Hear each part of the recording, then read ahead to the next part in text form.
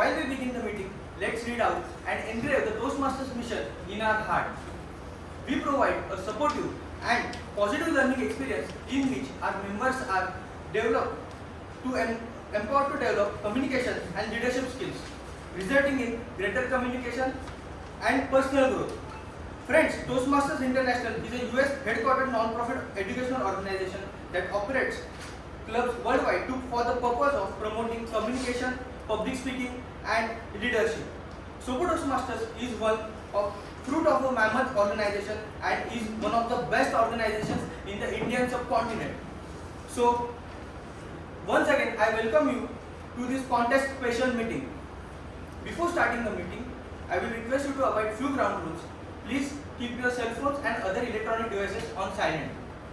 No reference to SRP, sex, religion, politics, and during the meeting. All the members of audiences are requested not to cross talk and move, especially when the speech is going on. You may not either leave or enter the room during the duration of the contest. Finally, we request all of us to applaud for every member that takes and leaves the stage. For the benefit of our guests, there is a washroom outside at the right and there is water at the back. With these folks, let's welcome our contest chair for the International Speech Contest, our very own VP membership, Toastmaster Siddhant Agarwal.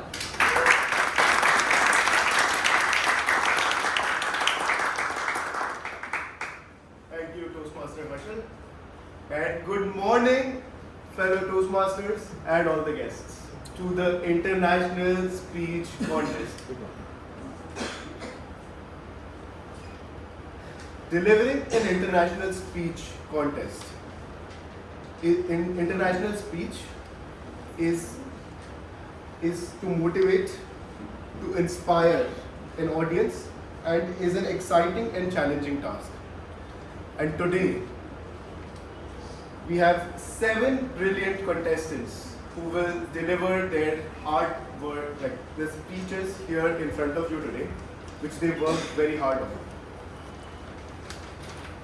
They will inspire us with their stories, and they have worked really hard to deliver the best. But before we begin, I would like to state the purpose of the International Speech Contest. The purpose of the contest is to provide participants with an opportunity to improve their public speaking skills, to provide an opportunity to learn for all the other members, to learn by observing what Toastmasters has to offer. This is the platform. I would also like to confirm that all the members today have met the eligibility criteria, which is that they have completed minimum of 2 levels in the Toastmasters Pathway program. All the contestants have also been briefed by the chief judge, and they are aware of the rules and timings of the speech. The speaking order of the contestants has already been determined based on a draw system. So it is a randomized order, and based on it, the speaking order has already been set. I will read that out for you very soon. The speaking area has also been defined. It is within from this white tape to the second white tape on the right, on my left to your right.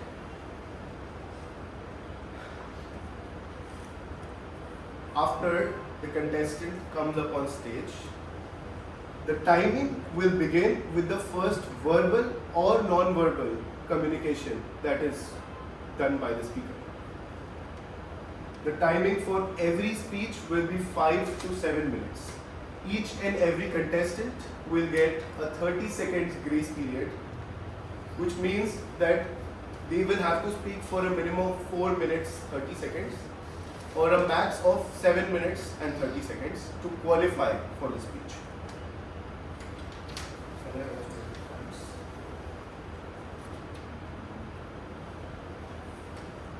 So, just for everyone's benefit, especially the speaker's benefit, there will be 3 cards that will be displayed. The green card will be displayed at 5 minutes. The green card will continue to be held up till the beginning of the 6th minute. Then the yellow card will be shown. The yellow card will be continued to be held up till the 7th minute. And at the 7th minute, the red card will be shown. The red card will be shown and be held up till the conclusion of the speaker's speech. There will be no other indication to the speaker that he or she has exceeded the time. These are the 3 cards. In case of any fault in the timing device, the speaker will also be allotted 30 seconds of additional grace period.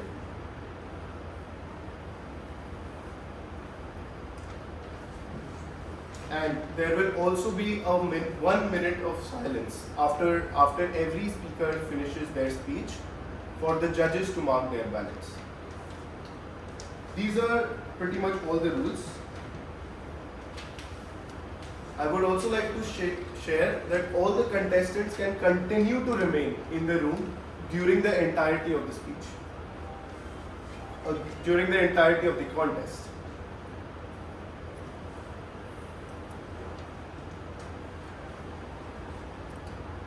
I would also like to confirm that after today's speech of 7 contestants, there will be 1 winner. And that winner will move to the area contest. This is the only...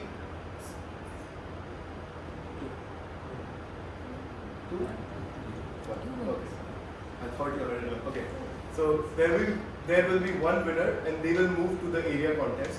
This is the only contest in Toastmasters wherein people move from the club level to the area level and then to the district level and so on, and then finally to the international convention.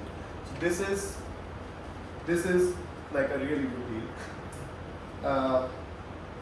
Also confirming again that all the contestants have been briefed. Now, I would like to restate what Harshal said again, that please ensure that your speaker, your phones, etc. are on silent mode or switched off completely. Please ensure you do not move in and out of the meeting room during the speech. Now, I would finally like to welcome our contestants and read out their order one by one. Our first contestant for the International Speech Contest today is Toastmaster Gauri. Our second contestant will be Toastmaster Alifia. Third contestant will be Toastmaster Jyot. Fourth contestant will be Toastmaster Vishali. Fifth contestant will be Toastmaster Sandhya. Sixth contestant will be Toastmaster Qasim. And seventh contestant will be Toastmaster Shaukat. Toastmasters Sandhya, Shaukat and Vishali. All 3 of these contestants have requested to be in the breakout room during the contest. They will only come in the room during their speech. And with that, I would like to wish all the contestants all the very best. And before I would still like to congratulate all the contestants for showing up today. And before we begin the contest, I would like to confirm with our chief judge if you are ready. Yes, contestant also. Officials are in the room. One thing I wanted to know is, we have anyone with the contestants in breakout room? Yes, there are 3 contestants in the breakout room. Correct. Rushali, Shahnaz or Harshal with them? Yes. So Shahnaz is with them. Harshal will continue to be in the room.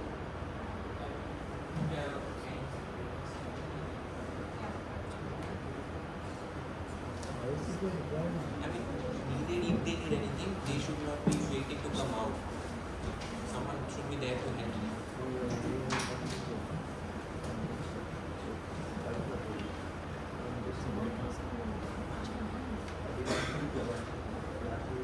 Are we good? Yeah? So, audience, are we ready to begin the international speech contest? Yes.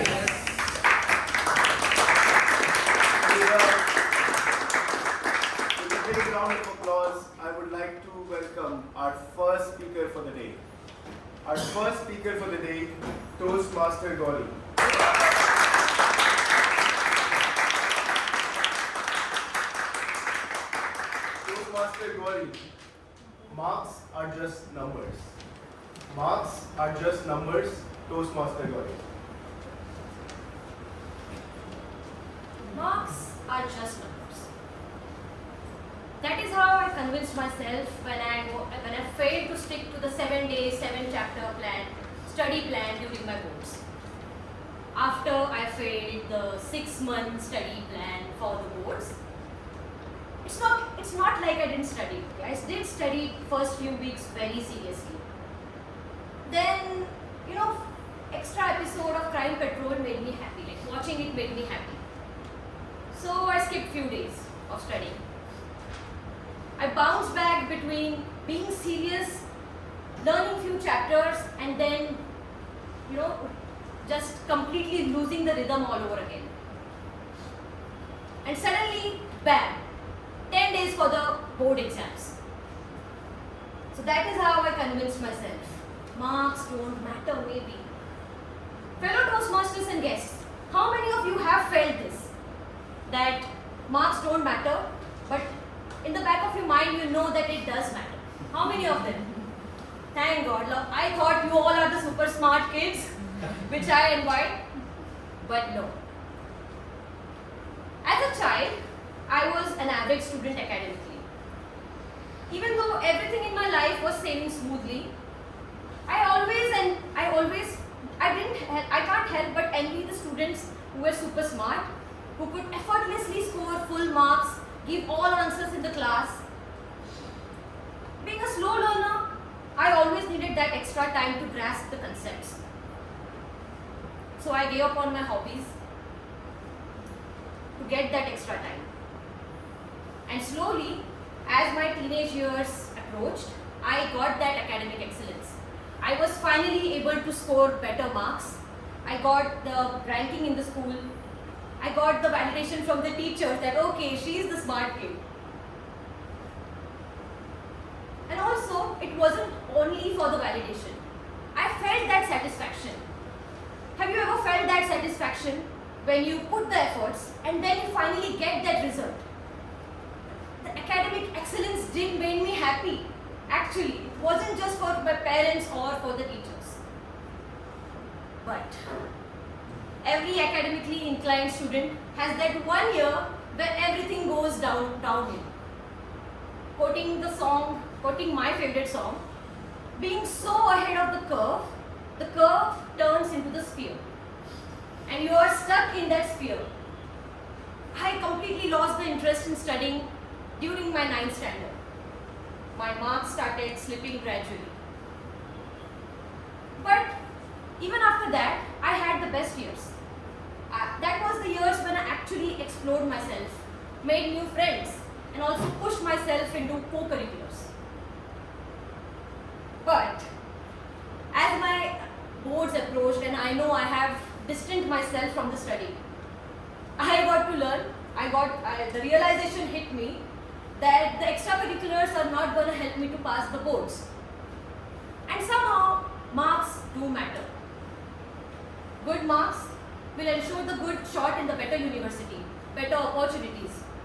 Maybe it won't matter when you have the generational wealth, but when you have to carve your own path, you do require the mark. And also in the country like India, where the competition is so fierce, population is so high, and there are limited job opportunities. So the marks do secure better future. But anyway, it was just 2 days before the exam. What was going to happen? So I did score low marks. And for the coping mechanism after the boards, I just never attempted for any professional exams. I just ran away from any exam which I found which is difficult.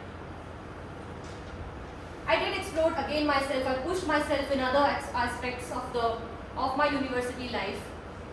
Developed leadership skills, interpersonal skills, again made new friends. But never the exams.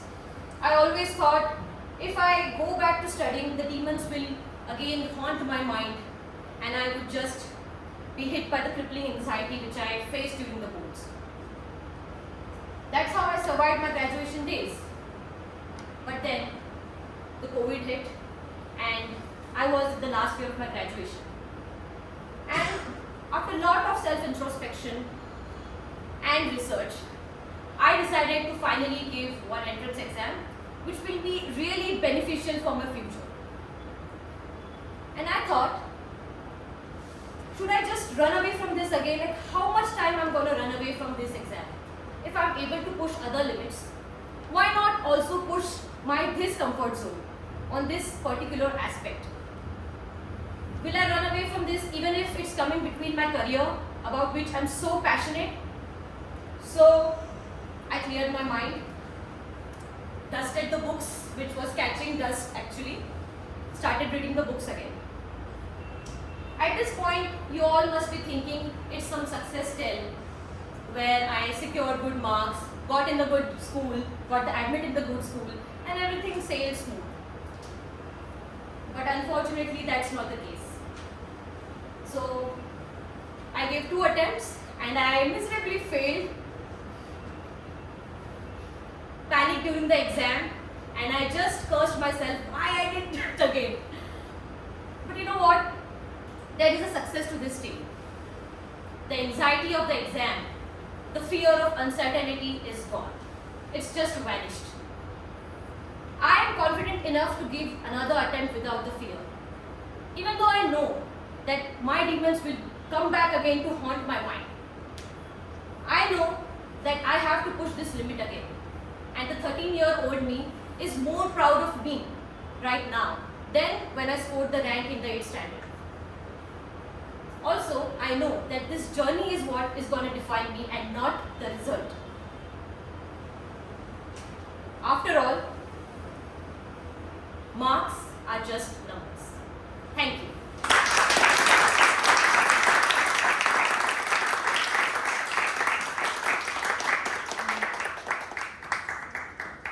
We will now observe 1 minute of silence for the judges to mark their ballots.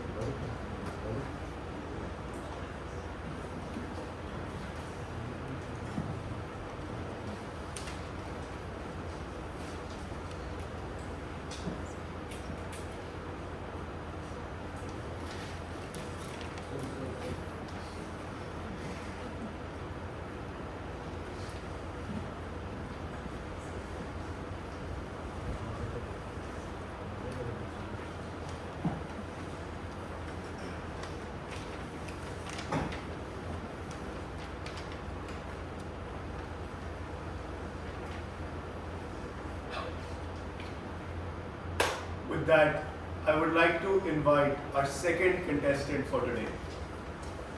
Our second contestant, Toastmaster Alifia.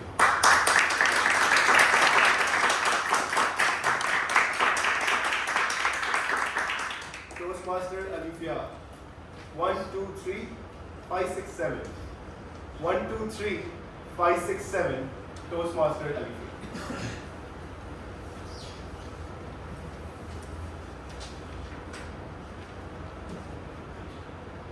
One, two, three, 5, 6, 7.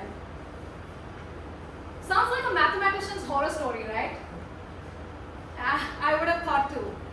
But when I heard these numbers, I couldn't wait to follow the sequence. Confused?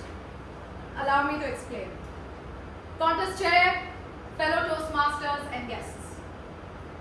It all started when my friends and I decided to go to a salsa night back at a club called Shiro's, which was an Asian resto bar.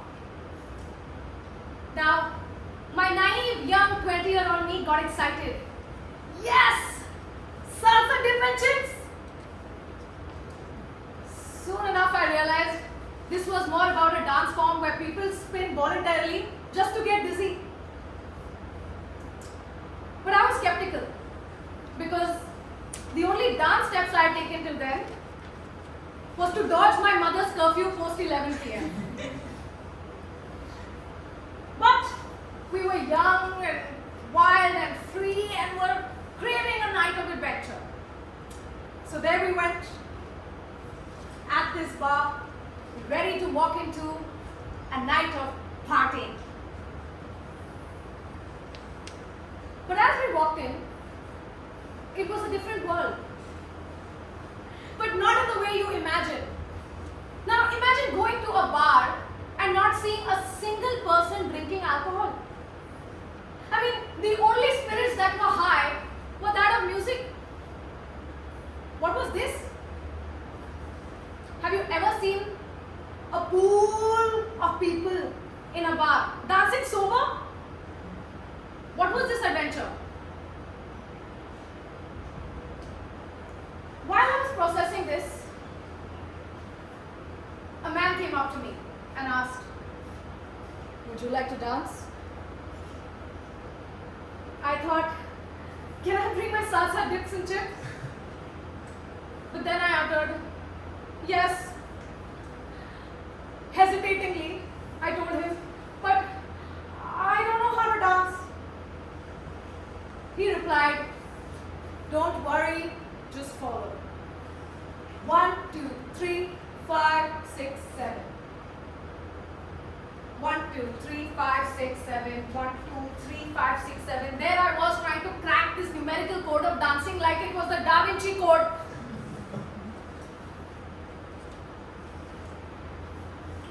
Those numbers would later become my Bible for the night. And little did I realize, for the rest of my life. From the moment I took the first step, follow his lead I did.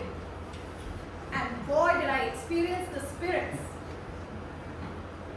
If you've never heard salsa music, you'd know it's lively, upbeat, passionate, adding a little sauce to the variety of life.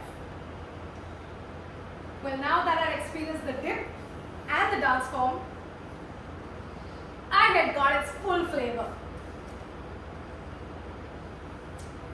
That night will forever be etched in my memory.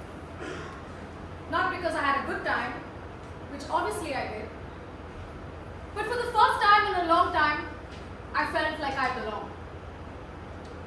I felt in sync with the dance form, the music, the community, all of which enabled me to express myself. After that night, I was sold on couple dancing. But I was curious. I wanted to explore more styles, challenge myself. So I went on a hunt. It was then I found Latin ballroom styles and got caught in the glamour of it all. Before I knew it, I was waltzing like Cinderella without the prince, was cha-chaing like a rooster but with a sugar rush, and I was tangoing with more than 2 people. But not just that, I was also doing samba, rumba, jive. It was more dance forms than the languages I could speak at this point, and I was exhausted. Now to show you the difference, rather than explain it, salsa is like a social style. You can compare it to a folk dance. But Latin ballroom styles are like classical dances. They're highly technical, competitive, and they have a set structure and syllabus. My dance teacher said, Alifia, you are competition material and you can win. And I wore that as a badge of honor. So I took the stress of choreography, of performance. I trained rigorously hour after hour. Practice million choreographies, months on end, even without hearing the music. My instructor, bless his heart, great teacher, but a perfectionist. But I wanted to make him proud. So I began competing. Now, as soon as the competitions came, he was right.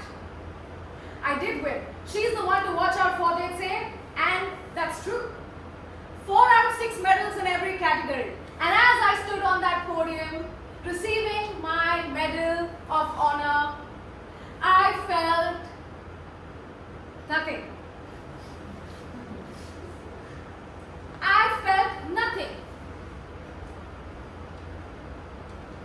No pride, no joy, no fulfillment. Ironic, isn't it? To work so hard for your success and not enjoy it at all. I mean, my mind was in a dizzy. These weren't just local competitions, they were national ones. Why was I not feeling happy? As I started thinking about why that was, the night as Shiros flashed before my eyes. 1, 2, 3, 5, 6, 7, 1, 2, 3, 5, 6, 7. The numbers came haunting back. Only this time they had a deeper meaning. You see, in my quest of becoming perfect, I had lost feeling good altogether. When I think of the numbers 1, 2, 3, it denotes winners on a podium. But 5, 6, 7, it denotes passion, fulfillment, purpose. I was so focused on being first, second, and third that I completely forgot about the 5, 6, 7 of it all. So, I decided to go back to my roots. I was going to put the 5, 6, 7 back in the 1, 2, 3. Because excellence only matters when you love what you do. So, I invite you all, go beyond your 1, 2, 3 and find your 5, 6, 7.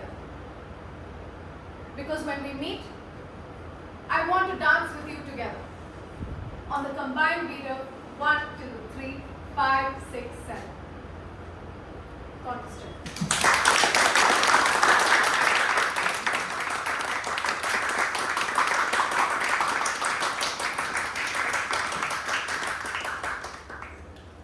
Thank you, Toastmaster Aditya. We will now observe a minute of silence for the judges to mark the balance.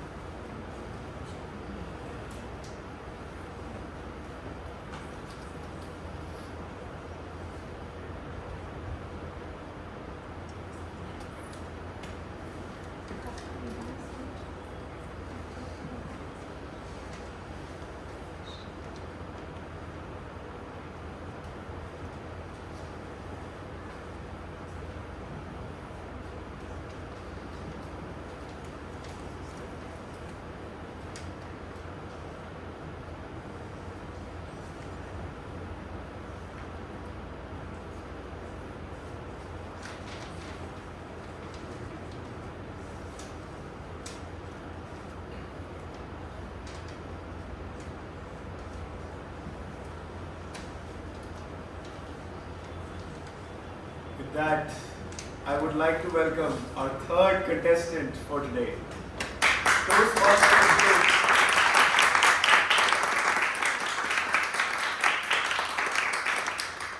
Toastmaster Jyoth, be tough.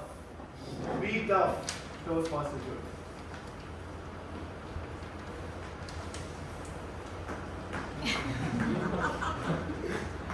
I'm just standing right at the starting line of my first half marathon, warming up to get ready to run. And that's when the words of my coach come into my mind. Be tough, Jyoth. Be tough, Joe. And I start my run with these words of wisdom. I run the first 5 kilometers really fast, then the next 5 slightly slower. And by the time I reached the 16, I was almost done. I realized I couldn't run anymore. I realized that I should probably give up. And most of you are wondering, why did I fall into this situation in the first place? Let me tell you. A few years ago, a pretty girl who stayed next door walked up to me and she asked me, Joe, would you want to join my running group for a run this Sunday? Without an iota of doubt. I said yes, of course. Not because the girl who asked me was pretty, but because I've been procrastinating on running for the last 5 years. I wanted to incorporate running in my running routine, in my fitness routine for a long time. And after my first run, I realized that my knees hurt, My calves hurt, my body hurts, and perhaps running is not for me. But then I remembered what the coach had said. She stood there, arms crossed, and told me, Jodh, remember, when you run, you will feel pain, but you have to push through this pain. You can't give up. You are stronger than you think. Be tough. Now let me tell you a little about the coach. She happened to be a national level athlete in her prime. She had a very strong athletic build, and she happened to be someone who rarely smiled. And most people called her the no-nonsense coach. And I followed her advice to the T. I continued running until one Sunday morning I felt a pain in my knee. I still continued to run until the pain became unbearable, just to find my coach standing right in front. Is this what you train for? We don't compete like this in running. It's a competitive sport. Be tough. I continued to run, but then I finally stopped. Only a few days later to find myself on the massage bed of a physiotherapist. Now the physiotherapist happened to be very unlike the coach. She had a gentle expression, care and concern in her eyes, and when I saw her, I felt a sense of calm. She asked me, Joe, tell me what happened. And I told her the running tragedy. To which she said, okay, we are going to work through the muscles around your knee. I'm going to loosen them up. You're going to feel a lot of pain again, but you need to be tough. Now I had gotten used to this sentence of being told to toughen up, so I did. I stood there and felt immense pain throughout the session, but at the end of it, I felt a sense of relief because the muscles had loosened up and I felt lighter. Through this experience, I realized that many times in life, we internalize the voice of the athletic coach that tells us to push through pain, or sometimes we listen to the physiotherapist that tells us that it is very important to rest and recover and give yourself comfort when needed. It taught me that it's very important to push yourself in order to get stronger. But it's also important to use rest and recovery to build resilience. Running has taught me to balance these two voices, and both these voices are very important. And at the 16th kilometer, I did just that. I stopped, picked up my bottle of water, drank a few sips, waited a couple of minutes, and did what every serious runner does, turns his cap backwards. And it meant I'm going to continue. I continued till the 17th, till the 18th, till the 19th, and finally at the 20th, I was again given up. I thought to myself, it's okay, participating is more important than completing the run. After all, I had come all this way for 20 kilometers, and it itself was a big achievement. And then I heard someone tap my shoulder. I looked back, and I was grateful that was not my coach. It was one of my fellow runners who runs with me regularly. He looked at me, I looked at him, and as we looked each other in the eye, we both felt a sense of power. We knew that this is what we were here for. We could run the last 1 kilometer no matter what. And as I continued to run, I slowly jogged, and for the last 500 meters picked up speed and finally completed my first half marathon. And perhaps this is the most important lesson that running has given me. The pretty girl next door, she left for further studies to the US after a few weeks. But she gifted me the gift of a running community. A community that has been my sounding board during tough times, as well as my source of comfort when I am distressed. A community that has taught me that I can push beyond my comfort zone and they're there to support me. Communities play a very strong, powerful role. And I urge each one of you in this room to develop one skill, that is the skill of empathy. Because once we develop this skill, we can actually create large communities which work together and help each other. Today I see a world where people are not okay to accepting views which differ from theirs. A world where people are not tolerant of people who differ from them. And communities work brilliantly to bring everyone together, like drops in an ocean, come together and create the change we want. And I'm sure each one of you has the power to contribute to these communities. For now, I'm going to go and celebrate the first half marathon I completed. Would you like to join me in contest share?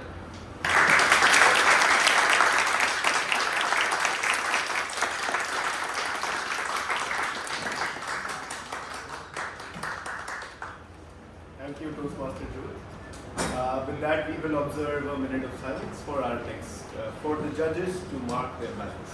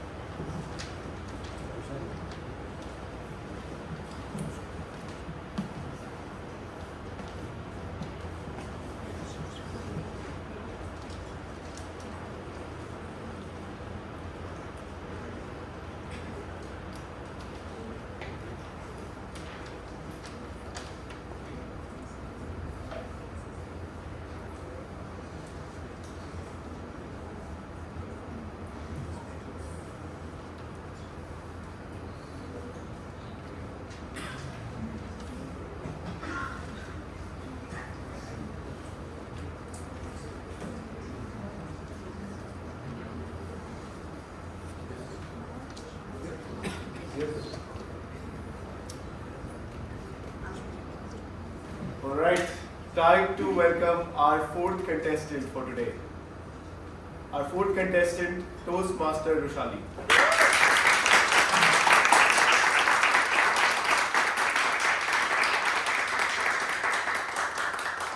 Toastmaster Roshali, boring is the new black. Boring is the new black. Toastmaster Roshali.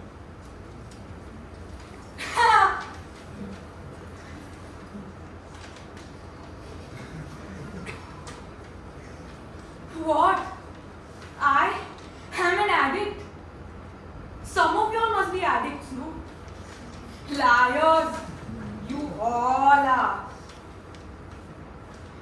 Toastmasters, addicts, contest chair. I used to be an addict. Let me explain. Locked in my room, my phone, that I so lovingly nicknamed Golem, chimes. Baby, if you like it, just reach out and pet it. It don't need your love, it just needs attention. Shut up, you little gremlin. I've had it with those snide remarks. Put the pesky little devil off to sleep by putting it on silent mode. Folks, my daily routine consisted of waking up to the annoying sounds made by Golem, followed by gluing my eyeballs to 8 hours to my laptop, followed by gluing my eyeballs to YouTube, followed by even more gluing of eyeballs to the Pakistani TV show that my mom watched during dinner. Now, I know what you all are thinking. Dad likes to watch his Spanish dramas in private. But in all seriousness, my daily screen time totaled to 12 hours a day. I realized that I am an addict. I woke up to the horrific realization and I had to do something about it. I realized that this drug would ruin my interactions with my family, and it even stopped me from stepping outside the house, resulting in a dip in my B12 levels, a rise in my sugar levels and weight. This pesky little devil at work, I would also find myself grabbing onto this pesky little devil just to make sure if Taylor Swift isn't releasing a new album. In fact, this stupid little devil would keep me up at 3 a.m. in the morning, where I would mindlessly scroll and my thumbs would twiddle faster than Usain Bolt in an Olympic race. Folks, the drug I'm talking about is none other than dopamine. Dopamine. Now, what is this dopamine, you may ask? It's nothing but a neurotransmitter that is triggered by our brain, which desensitizes its reward system. As a result, I felt the need to do nothing productive throughout the day. Toastmasters, because of this, I started to feel trapped. I felt that I had become a slave to my devices. I felt like I was living life on autopilot mode. But I wanted to become clean. I wanted to become a better version of myself. And so I jumped into screen rehab. All I had to do was go through a 4-step recovery program to combat my addiction of screen time. The steps are as follows. Step 1, acceptance. Accepting that I had an addiction, recognized my need to seek help. Step number 2, dopamine detox. I got right to the root of the problem and nipped it in the bud. Now by that I mean I got rid of cocaine, meth, LSD. Sorry, I meant I uninstalled YouTube, Facebook, Instagram. I'm swearing on my cat's life that I won't touch it for the next 2 months. Step number 3, finding a worthy replacement. Now, did all of those apps on my phone, by deleting them, did I mean that I could not touch them at all? Absolutely not. It just meant that I had to find a better alternative. Less addictive, but more informative apps, such as LinkedIn. Last but not the least, step number 4, recognizing the cues. Recognizing the cues of when I was picking up my phone the most, Golem, made me overcome my phone's control over me. I replaced my phone with the good old alarm clock, thereby replacing 2 birds with 1 stone. Consistently following these 4 habits over a period of time helped me develop a good habit. Now, James Clear, in his book Atomic Habits, states how one must make bad habits look unattractive. Keeping that in mind, I noticed a significant increase in my levels of boredom. I felt like a recovering dopamine addict going through withdrawal symptoms.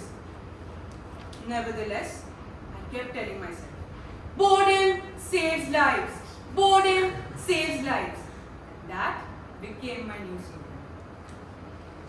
Slowly but surely, I started to notice small improvements in my lifestyle.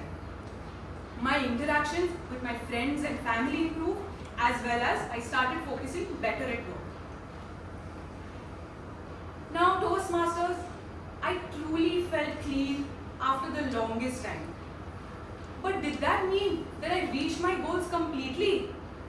Absolutely not. I relapsed once, I relapsed twice, probably even more than that. But I told myself that it's all part of the journey and I will get there soon. So the next time your golem screeches to you, my precious, just know that you are snorting 2 milligrams of cocaine. That's right, Toastmasters. Learn to be bored. You owe it to yourselves and the future generations to not let this black mirror destroy humanity. I urge you all to not let this addiction, dangerous addiction, overcome you and become a slave, which we all are victims of today. Because boring is the new black. Do you agree, contestants?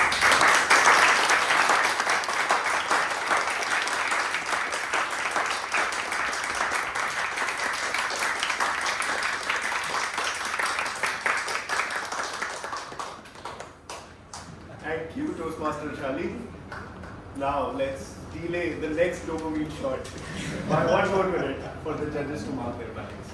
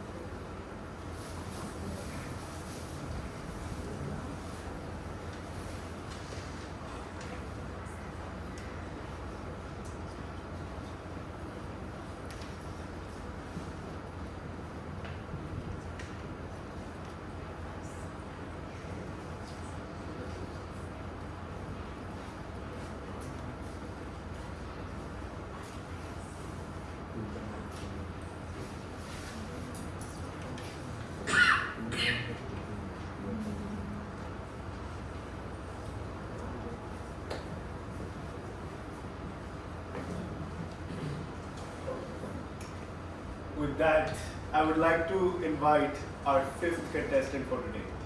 Our fifth contestant, Toastmaster Sandhya.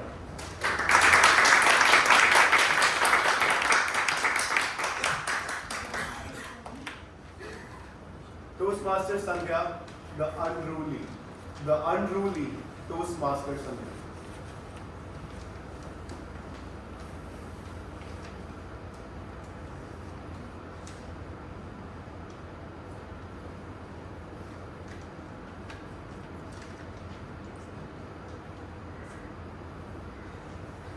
Imagine this room growing out of my head.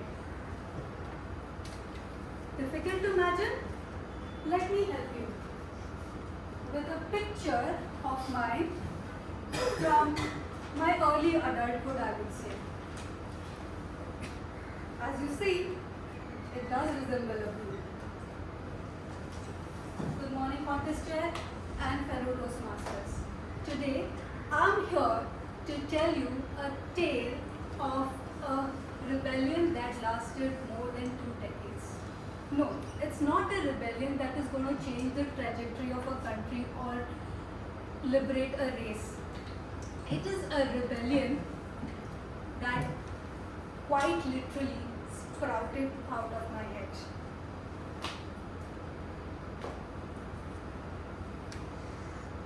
Rebellion as a concept is when we try to force somebody into a box of societal norms which is most acceptable, or in this case the most acceptable form of beauty. My childhood and early adulthood unfolded in an era where long, straight, black hair was the gold standard of beauty. And those who couldn't fit the bill and could afford it, of course, opted for all kinds of chemical treatments like straightening and keratin and cysteine, and there are numerous ones like this which are selling the dream of standard beauty format. For me, my mother believed in the transformative power of home remedies. She believed in relentless combing and hoping against hope that with sheer willpower she's going to straighten this curly hair. Sundays for me as a child was harrowing because she would come up with the weirdest of homemade shampoos which rather than helping my hair would make my hair look more like a pigeon's nest. Like most wars, even this war against my curly hair did not have any winners. Only both sides suffered. I lost a lot of hair. My mom retired as a war veteran with a permanent injury to her hand, and many of those broken combs which were testament to how bravely she fought the war. Now, schools were not as easy as it was for you guys. A lot of boys found it amusing to throw paper balls and pencils in my unruly hair and making me look like a living, breathing art installation. Saloons usually is a respite to souls who want to tame their hair. In my case, oh my god, saloons were a horror. There were at times 2 or 3 hairstylists trying their way through my hair to untangle it. It looked more like a match of tug of war where my hair was the rope that was holding them together. And like most sore losers, rather than blaming their technique or lack of tools, they opted to blame my hair. Your hair is so dry, so frizzy, just not looking like a wow.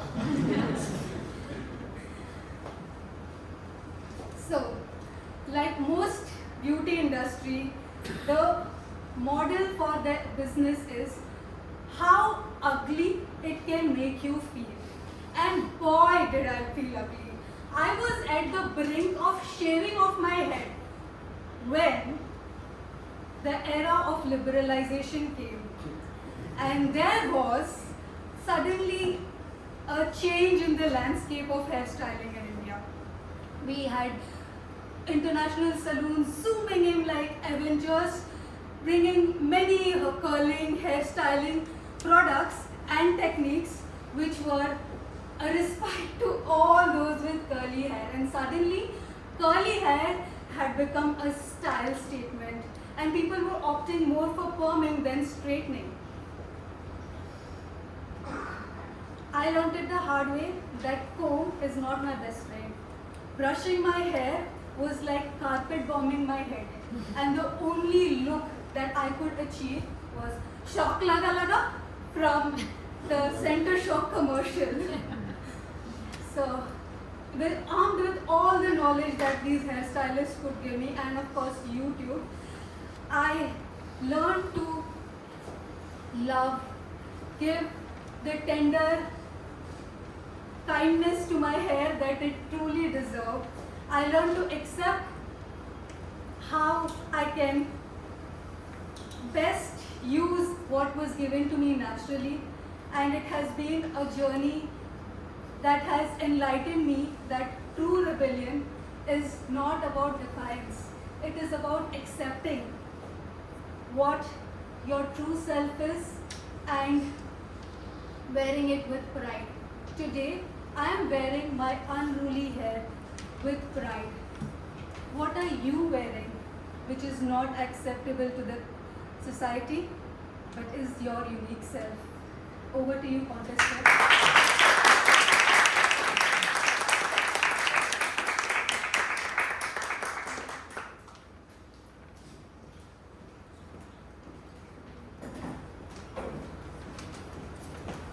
Thank you to Pastor Sandhya. Let's give a minute for the judges to mark their time.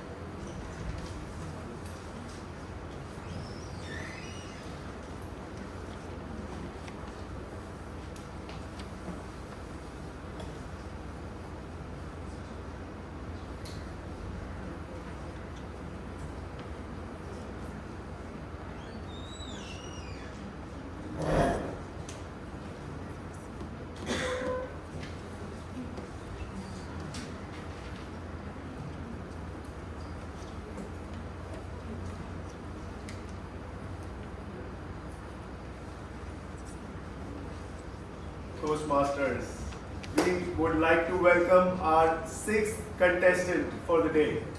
Our sixth contestant, Toastmaster Kasim.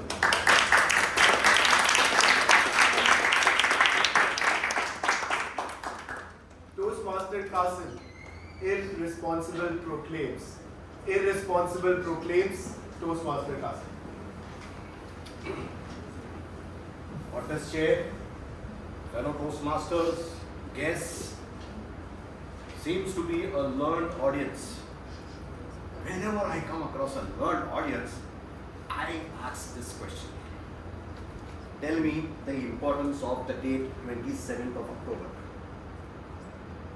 It's my And as birthday. usual, I always get a blank stare. Now this is exactly my problem too. On this day, my wife comes rushing to me, kisses me and says, "Happy birthday." My birthday, so insignificant that I myself do not remember. No. I do not consider myself insignificant. I am not a moron. I am not a dejected pessimist. The tiniest blade of grass on this planet is for a reason. So am I. But I do not measure up in significance.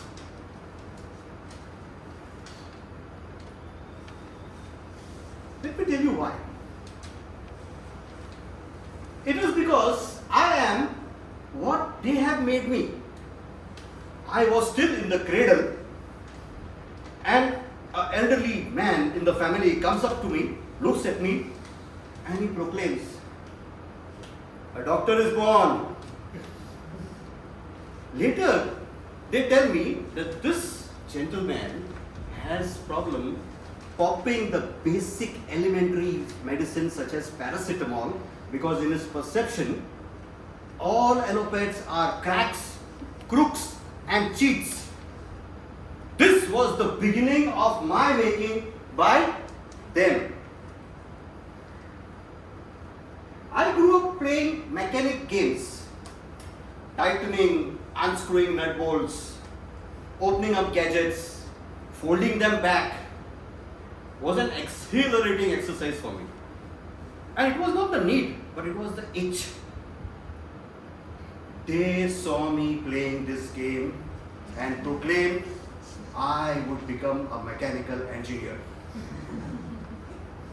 As I graduated in my childhood, I devised the game of Monopoly to be played with real money. And for properties, I had to offer biscuits, chocolates, chewing gums, lollipops. They perceived my talent as business acumen and labeled me sharp, futuristic businessman. All throughout my childhood, I lived up to this proclaims, presumptions, and perceptions. Well, this filled in the air in me to believe that I can fix and fit anything, even ailments. The air in me was such that I believed that business, it's in my veins. Now this presumptuous engineer, doctor, neglects to study maths, science, physics, chemistry. So he lands up in a college of commerce and economics. This commerce student does not really understand the need, the greed, and the value of money. So money finds his company very boring and leaves him. I do not stand any chance to be in the Fortune 500 list. My only solace is that I am an all-rounder, a person going round and round and round. Consistency, a virtue I always disregarded, as I had to catch up with so many proclaims. As a result, I became a wanderer. My career twisted, twined, tangled. Now you may say, this is not a valid reason to disown responsibility. Well, you tell me, what do I do? Please tell me, what do I do?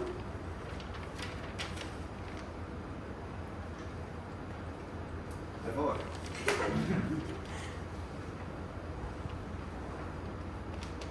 No. Come back.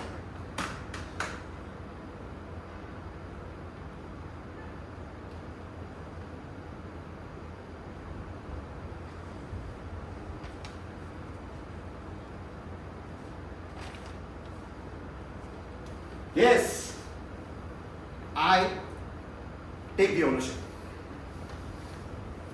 Now,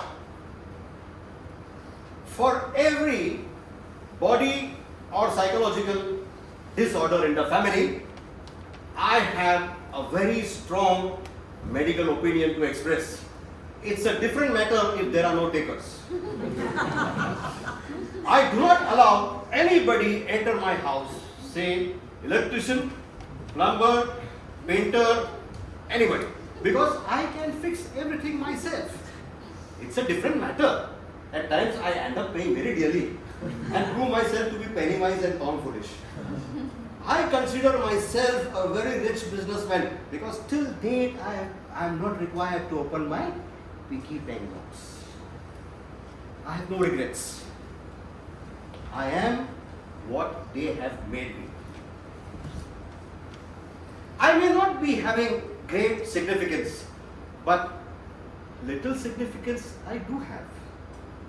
So friends, when the next time I ask you this question, tell me the significance of 27th of October, don't look at me so blankly. And never ever proclaim what a child would become. Rather, help the child to become what he wants to become. Over to you, contestant.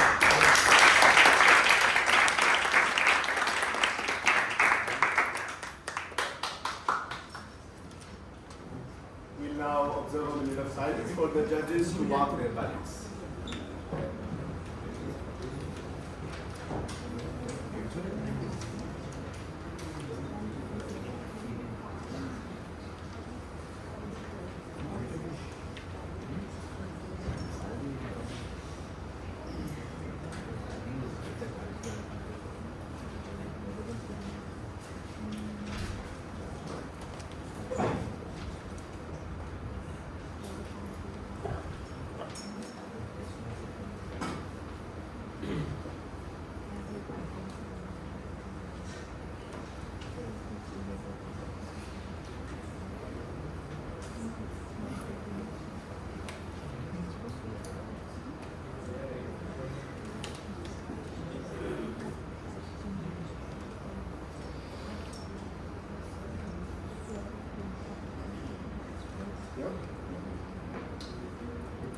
Ladies and gentlemen, I would like to invite our seventh contestant for today.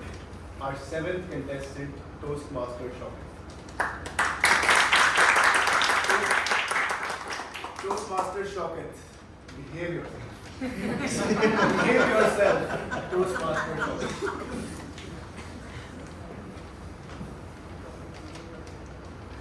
Behave yourself.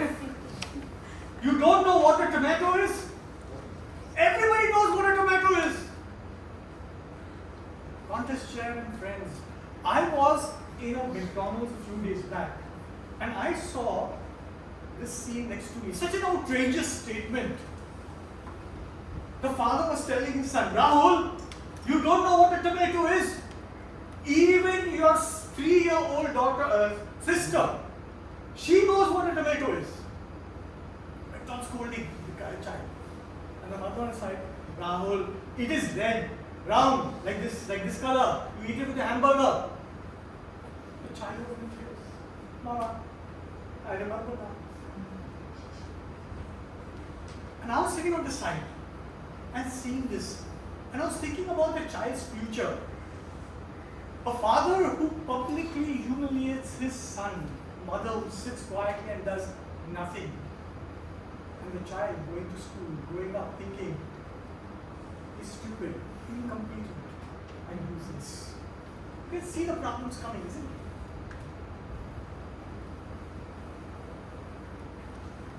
God's gift is our children.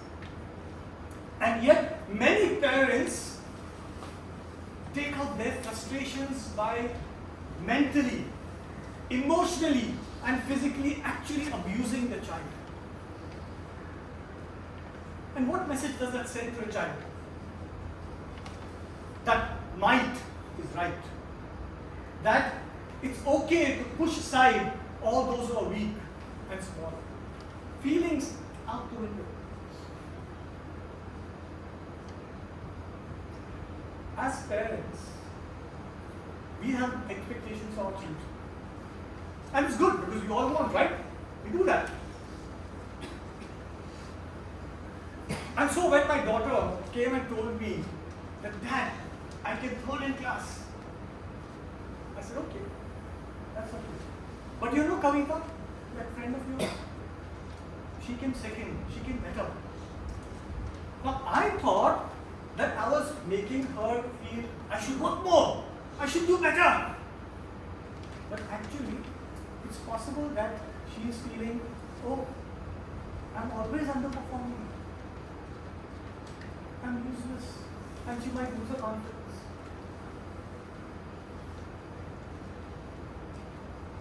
How many of you, raise your hands, have experienced this? Either seen this, done this? Yeah. Akshay, thank you. You've not raised your hand, so either you're blessed or from another galaxy. And it's right. I mean, it's so difficult to get children into school right now, to get admission, isn't it, Anita? So, formerly what used to happen when our child used to go to school and say, they're admitted. Now, you say, my child is growing up, in 3 years, she needs a class, so you go and register. But now Shantanu out here is saying, he's going to a school and telling them, tell me which batch is open. According to that, I will get married and have my child. Yeah?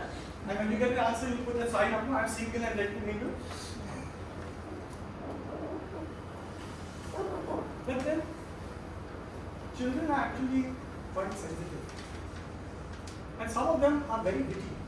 My brother-in-law, he told his daughter, Tasneem, that you work hard and you will get a Mercedes. And that 9-year-old kid, what she tells him, that you work hard and you will get me the Mercedes.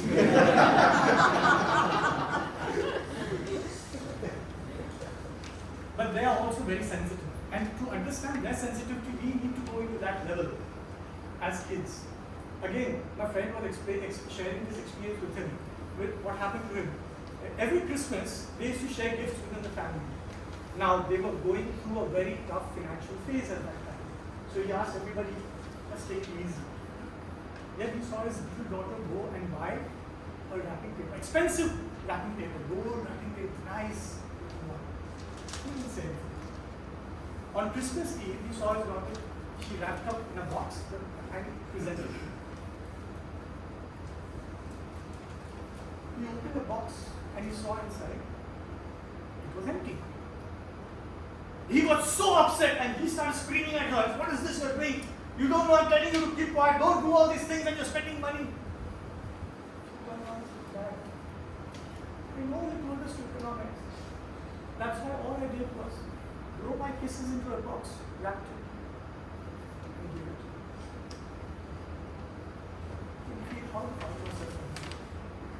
I had the same experience in a different way. I came back from work and I found that I had left my pen somewhere. And her format not in. I given you my pen, my favorite pen. Where is it? I don't know. I gave it back to you, she said. And I screamed. Come on, man. You don't know. I work so hard. I get so much money for all of you, and you all use all these expensive things. Didn't listen to her. She cried and went to bed. Next day, I went to office. The pen was gone. Now should I go back and tell her? No. Then she'll be upset. She'll say, what is this that? I know, every time you tell me, but then this is what you do. Nana, let it be. As it is, let the whole matter be. And then I thought to myself, I was ashamed. I said, is this all about me? What about the little child? She will always think all the time, what's the point in saying the right thing when I am going to be blamed anyway? I went home and apologized to my mother. And actually she said, Dad, it's a good time. You need to be at their level. So, you know the saying, do unto others how you like them to do to you. Are you treating your child that way? you will sow what you reap. So if you reap the wrong way, or rather you sow the wrong seeds, you will get the wrong result. So now next time when I point a finger at somebody, at my daughter, I have to remember the 3 fingers are pointing back at me. So when I want to tell my daughter to behave, I have to first remember what the contest chair told me. Behave yourself. Toastmaster. That's it.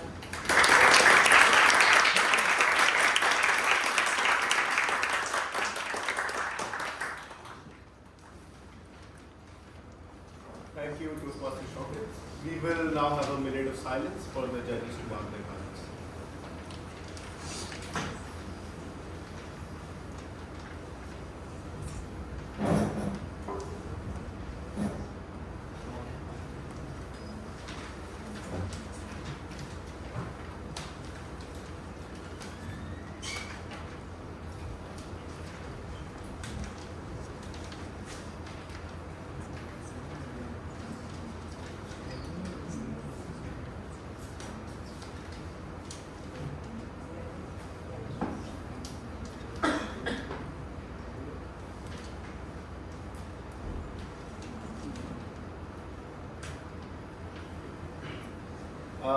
Now that we have reached the end of the contest, I would like to congratulate all the contestants again.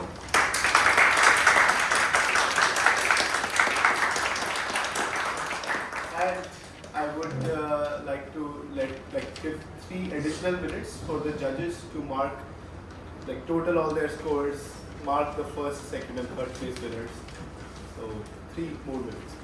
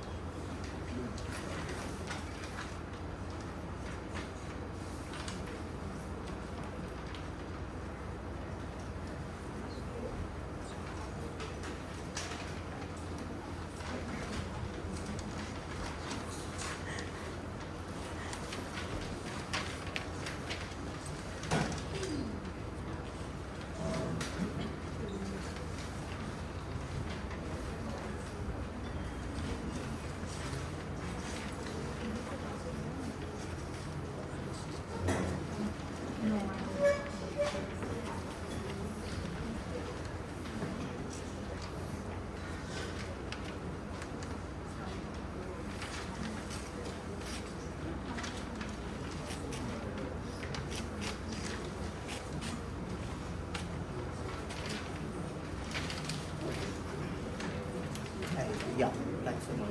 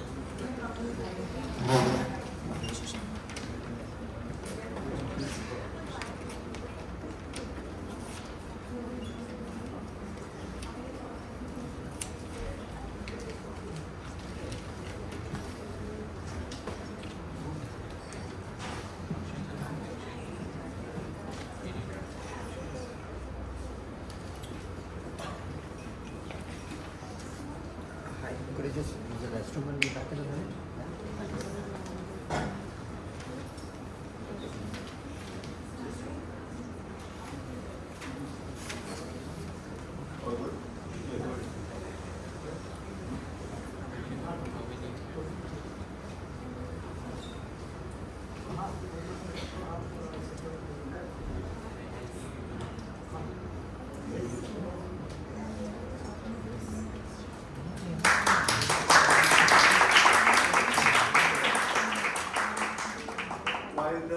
While the chief judge and the tally counters are now counting the scores, I would like to invite all the contestants one by one. So with that, I would like to invite our first contestant, Toastmaster Gauri.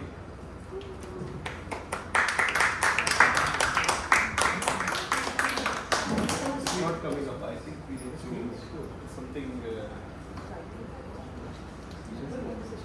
Screen. Yeah, it's open, but this is not on. So I probably think that there is no power actually. So probably we need to call this. I did it twice.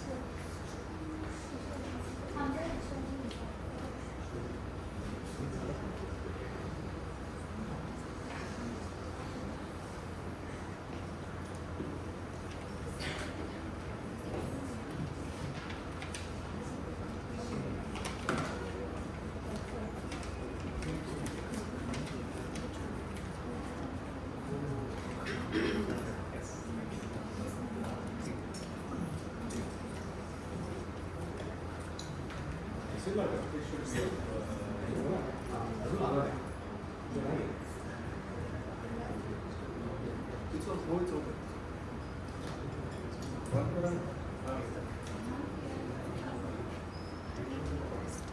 Can we take Alifia first? She has to leave. Oh my god, you are reading. Yes. I'm just waiting for this.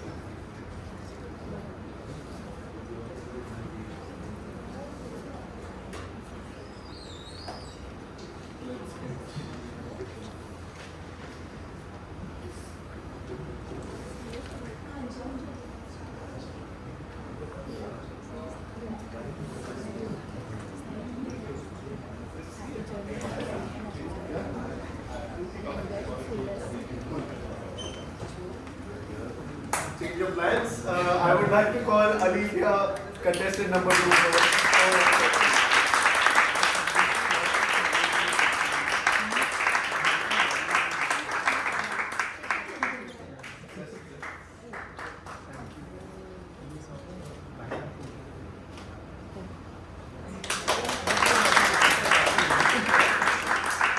Now, contestant number 1, Toastmaster Gauri.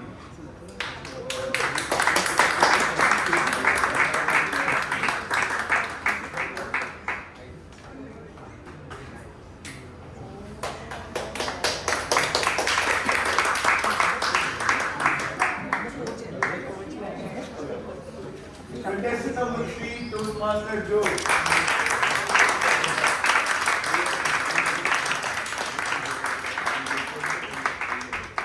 Light is coming on your face. The side.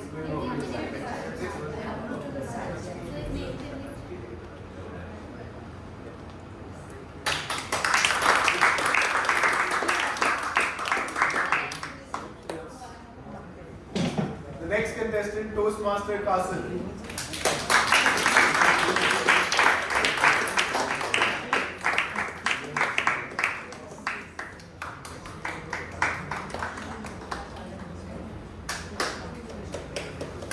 The next contestant, Toastmaster Shaukat.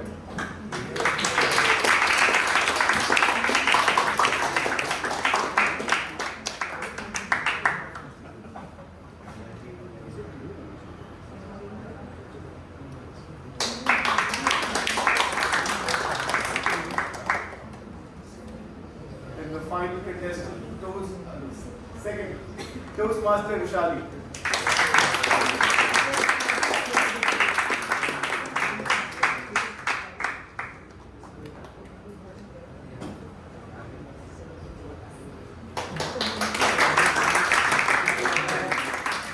Our last contestant, Toastmaster Sandhya.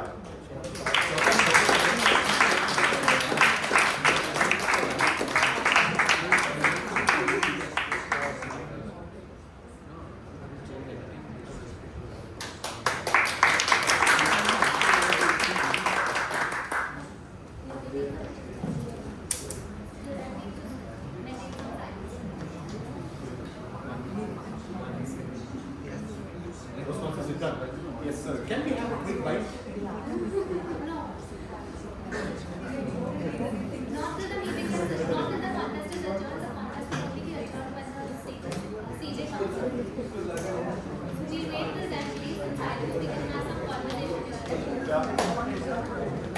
Guys, we will now wait for the chief judge and the tally counters to come back with their scores. Till then, if So, anyone yeah, actually, let's actually do that. I see we have a few guests in the meeting today. So, I see. Huh?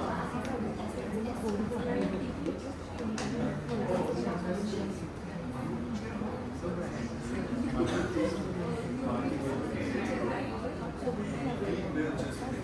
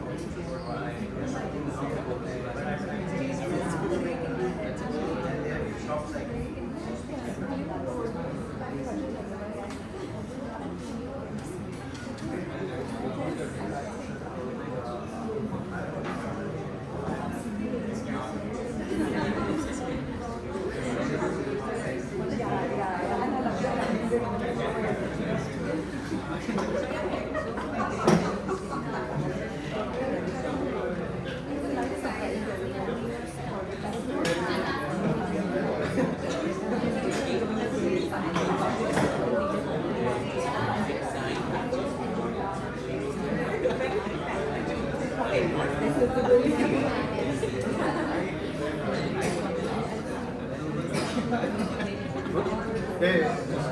We need results at end, no?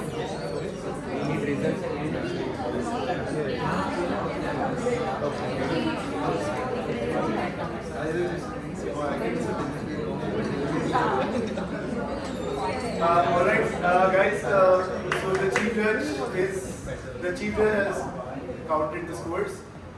With that, I would officially like to announce that the ISC is adjourned. The International Speech Contest is adjourned. And then I would like to hand over the stage to Toastmaster Harsha.